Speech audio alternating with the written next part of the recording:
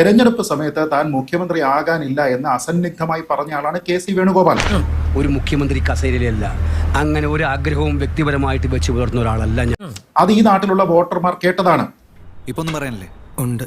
എന്ത്? അപ്പൊ അവരുടെ മാൻഡേറ്റ് എന്ന് പറയുന്നത് KC മുഖ്യമന്ത്രിയാകാനല്ല 102 സീറ്റ് നൽകിയത്. എന്നിട്ട് ജയിച്ച ശേഷം മുഖ്യമന്ത്രിയായിട്ട് അവതരിക്കാനായിട്ട് അദ്ദേഹം ശ്രമിക്കുന്നുണ്ടെങ്കിൽ അതിനർത്ഥം മുമ്പ് അദ്ദേഹം പറഞ്ഞിരുന്നതൊക്കെ നുണയാണ് എന്നല്ലേ? എന്തിനാണ് ഈ പെര കത്തുമ്പോ വാഴ വെട്ടുന്ന സ്വഭാവം കാണിക്കുന്നത്?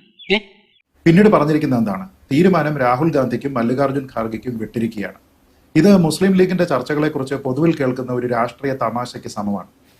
രാവിലെ മുതൽ ഉച്ചവരെ ഗംഭീര ചർച്ച നടന്നു. എന്നിട്ട് ഉച്ച കഴിഞ്ഞ് ബിരിയാണി കഴിച്ചതിന് ശേഷം തീരുമാനം തങ്ങൾക്ക് വിട്ടിട്ട് നേതാക്കൾ പിരിഞ്ഞു എന്ന് പറയുന്ന ഒരു തമാശ പോലെ.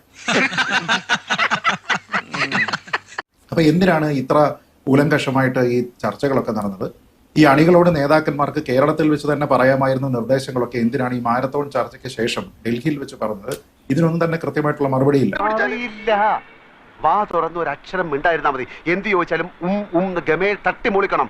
ഈ പോരാട്ടത്തിലേക്ക് ഏറ്റവും അവസാനമായിട്ട് ചാടി വന്ന് വീണിരിക്കുന്നത് ശ്രീ KC വേണുഗോപാലാണ്. അദ്ദേഹവും അതുമായി ബന്ധപ്പെട്ട ഒരു കാര്യവും പറയുന്നില്ല. അതായത് താൻ തെരഞ്ഞെടുപ്പിന് മുമ്പ് അല്ലെങ്കിൽ ഈ പ്രചരണ ഘട്ടത്തിലൊക്കെ തന്നെ മുഖ്യമന്ത്രിയാകാൻ ഒരു താല്പര്യവും തനിക്കില്ല എന്നും തന്റെ പേര് മൈനസ് ചെയ്തോളൂ എന്നൊക്കെ പറഞ്ഞിരിക്കുന്ന കാര്യങ്ങളിൽ അതിനെ മുൻനിർത്തി താൻ ആ റേസിലില്ല എന്ന് പറയാൻ അദ്ദേഹം തയ്യാറാകുന്നില്ല. ഇപ്പൊ എനിക്കൊരു കാര്യം ബോധ്യമായി, താനേ വെറും പറയാ എന്ന് വെച്ചാൽ അദ്ദേഹം ഇപ്പോഴും ആക്റ്റീവായിട്ട് അതിന് തന്നെ നിൽക്കുന്നുണ്ട് എന്നാണ്. സത്യത്തിൽ ഇതൊക്കെ കാണുന്ന സമയത്ത് തോന്നുന്നു UDF 100 സീറ്റ് കിട്ടിയില്ലെങ്കിൽ വനവാസത്തിന് പോകുമെന്ന് പറഞ്ഞ VD സതീശനെ 100 സീറ്റ് കിട്ടിയാലും വനവാസത്തിന് പറഞ്ഞു വിടാനായിട്ട് ശ്രമിക്കുകയാണ് KC പക്ഷം എന്ന് തോന്നുന്ന തരത്തിലുള്ള ശരീരഭാഷയാണ് ഇവരുടേത്.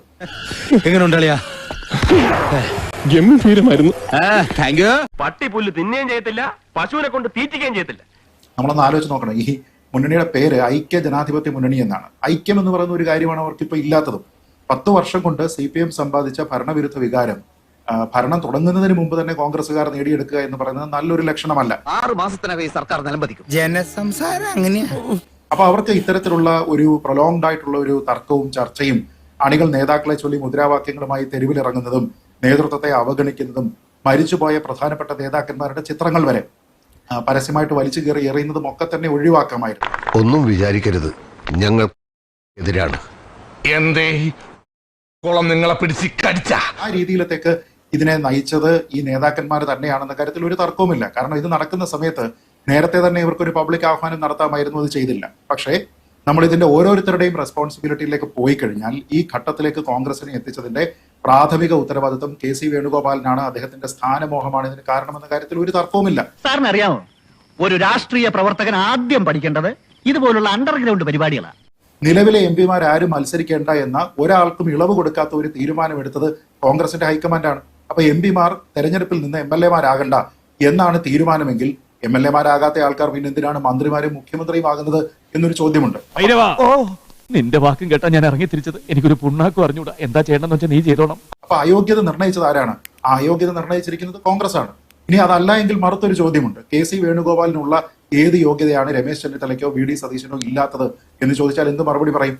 അല്ലെങ്കിൽ VD സതീശനോ രമേശ് ചെന്നിത്തലയ്ക്കോ ഇല്ലാത്ത എന്ത് അധിക യോഗ്യതയാണ് KC വേണുഗോപാലിന് ഉള്ളത് എന്ന് ചോദിച്ചു കഴിഞ്ഞാലോ?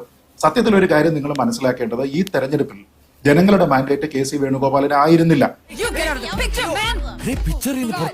അവര് തമ്മിൽ കോമ്പറ്റീഷൻ അല്ലേ? ഇവിടെ വളരെ കൃത്യമായിട്ട് കാർക്കശ്യത്തോടു കൂടി പറഞ്ഞത് MPമാരായിട്ടുള്ള ആൾക്കാർ ആരും തന്നെ ഇത്തവണ തെരഞ്ഞെടുപ്പിൽ മത്സരിക്കേണ്ട എന്നാണ്.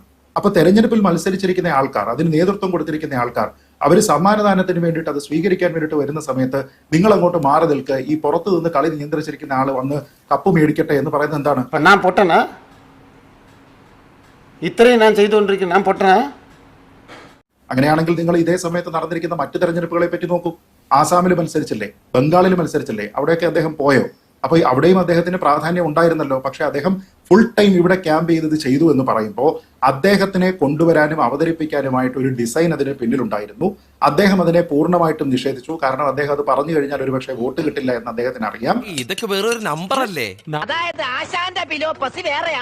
അങ്ങനെ അവസാനം മറ്റെല്ലാവരെയും ഒഴിവാക്കി ഒരൊറ്റ ഉപതെരഞ്ഞെടുപ്പ് ലോക്സഭയിലേക്ക് എന്ന രീതിയിലത്തേക്ക് ഒരു ഫോർമുല കൊണ്ടുവന്ന് അദ്ദേഹത്തിനെ നൂലിൽ കെട്ടി ഇറക്കാനായിട്ട് ശ്രമിച്ചാൽ ആത്യന്തികമായിട്ട് അത് കാണപ്പെടുക രാഹുൽ ഗാന്ധിക്ക് അദ്ദേഹവുമായിട്ടുള്ള അടുപ്പം കാരണം രാഹുൽ ഗാന്ധി ഫേവറിറ്റിസം കാണിച്ചു എന്നാണ് തന്റെ സ്വന്തം അധികാരത്തിനെ ദുരുപയോഗിച്ചുകൊണ്ട് താൻ മറ്റുള്ള ആൾക്കാരെ ഒഴിവാക്കിയിട്ട് താൻ ആ നിയമത്തിനെ തനിക്ക് വേണ്ടി മാറ്റി എഴുതിയെന്നാണ്. അങ്ങനെ ഒരു നാണം കെട്ട രീതിയിലുള്ള ഒരു എൻട്രി ശ്രീ KC വേണുഗോപാലിന് വേണോ? അത് കോൺഗ്രസ് അർഹിക്കുന്നുണ്ടോ? ഇത്രയും വലിയ ഗതികെട്ടവൻ ഈ ലോകത്ത് വേറെ ആരെങ്കിലും ഉണ്ടാവും എന്റെ കർത്താവേ.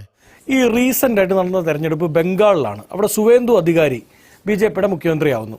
ആ അധികാരിയെ പറ്റി മുമ്പ് എന്താണ് നരേന്ദ്രമോദി പറഞ്ഞത്, അമിത്ഷാ പറഞ്ഞതെന്നൊക്കെ നമുക്കറിയാം. അതവിടെ നിൽക്കട്ടെ. അവിടെ പാർലമെന്ററി പാർട്ടി ചേർന്നാണോ അധികാരിയെ മുഖ്യമന്ത്രിയായ സ്ഥാനാർത്ഥിയായി തീരുമാനിക്കുന്നത്? അല്ല. ഇതൊരു ഗൂഢാലോചനയുടെ ഭാഗമായി ഉണ്ടായ സംഭവ വികാസങ്ങളാണ് എന്ന് പറയാനും എനിക്ക് മടിയില്ല. അമിത്ഷാ പ്രഖ്യാപിക്കുകയാണ് അവരുടെ ഒരു ഏക അച്ചുതണ്ട്, ഒരു ഡിക്റ്റേറ്റർഷിപ്പ് മോഡൽ. ആ മോഡൽ തീരുമാനിക്കുകയാണ് അധികാരി വരട്ടെ. അധികാരി വരുന്നു, അദ്ദേഹം മുഖ്യമന്ത്രിയാവുന്നു. അത്രയുള്ളൂ. നിങ്ങൾ എന്തൊക്കെയാ മനുഷ്യ ഈ പറയുന്നത്? സുവേന്ദു അധികാരിയെ പറ്റി നരേന്ദ്രമോദി എന്തൊക്കെ മുമ്പ് പറഞ്ഞിട്ടുണ്ട്, ഇപ്പോൾ അദ്ദേഹത്തിനെ പിടിച്ച് മുഖ്യമന്ത്രിയാക്കിയിട്ടില്ല എന്ന്. ഇത് BJP മാത്രമല്ല ചെയ്യുന്നത്, കോൺഗ്രസ് ചെയ്യുന്നില്ലേ? PK ശശിയുടെ തീവ്രത അളന്ന യന്ത്രം എവിടെയെന്ന് ചർച്ചകളിൽ പങ്കെടുത്ത് ചോദിച്ച ആൾക്കാരാണ് വസന്ത് ഉൾപ്പെടെയുള്ള കോൺഗ്രസിന്റെ പ്രതിനിധികൾ. ക്ഷമിക്കണം, ഉപദ്രവിക്കരുത്, ജീവിതമാണ്. ഈ തെരഞ്ഞെടുപ്പിൽ ശശി നിങ്ങൾക്കൊപ്പം നിന്ന് മത്സരിച്ചപ്പോൾ നിങ്ങൾ ആ യന്ത്രം എവിടെയാണെന്ന് തിരക്കിയോ? ഇല്ല. നിങ്ങൾക്ക് ബുദ്ധിമുട്ടുണ്ടായോ? ഇല്ല. സന്ദീപ് വാര്യർ, PV അൻവർ തുടങ്ങിയ ആൾക്കാരെയൊക്കെ നിങ്ങൾ എന്തെല്ലാം പറഞ്ഞിട്ടുണ്ട്, അവർ നിങ്ങളെ എന്തെല്ലാം പറഞ്ഞിട്ടുണ്ട്, എല്ലാവർക്കും അറിയാം. അപ്പൊ ഇതൊക്കെ രാഷ്ട്രീയമാണ്. പക്ഷെ അതിന് മാധ്യമങ്ങളെ കുറ്റം പറയുന്നത് കൊണ്ട് കാര്യമില്ല. ഇത് മാധ്യമങ്ങൾ ഉണ്ടാക്കിയിരിക്കുന്ന നറേറ്റീവുമല്ല. അണികളാണ് തെരുവിലിറങ്ങിയിരിക്കുന്നത്. പോസ്റ്ററുകൾ ഇവിടെ ഉണ്ടാക്കിയിരിക്കുന്നത് മാധ്യമങ്ങളല്ല. ഇപ്പൊ ഞാൻ കഴിഞ്ഞ ദിവസം മലപ്പുറം ഭാഗത്ത് യാത്ര ചെയ്യുന്ന സമയത്ത് അവിടെ പച്ചപ്പട എന്ന് പറഞ്ഞുകൊണ്ട് VD സതീശൻ അനുകൂല പോസ്റ്ററുകൾ കണ്ടു. അതേപോലെ കേരളത്തിൽ പല സ്ഥലങ്ങളിലും കോൺഗ്രസിന്റെ പേരിലാണെങ്കിലും മറ്റു പേരുകളിലാണെങ്കിലും ഒക്കെ തന്നെ ഓരോ നേതാവിന് വേണ്ടിയിട്ടും ഈ ചേരിപ്പോര് പരസ്യമാക്കി ഇറക്കിയിരിക്കുന്നത് ഇവരുടെയൊക്കെ തന്നെ അറിവും സമ്മതവും ഒന്നും ഇല്ലാതെയാണ് എന്ന രീതിയിലത്തേക്ക് നമുക്ക് ആർക്കെങ്കിലും കരുതാൻ കഴിയുമോ?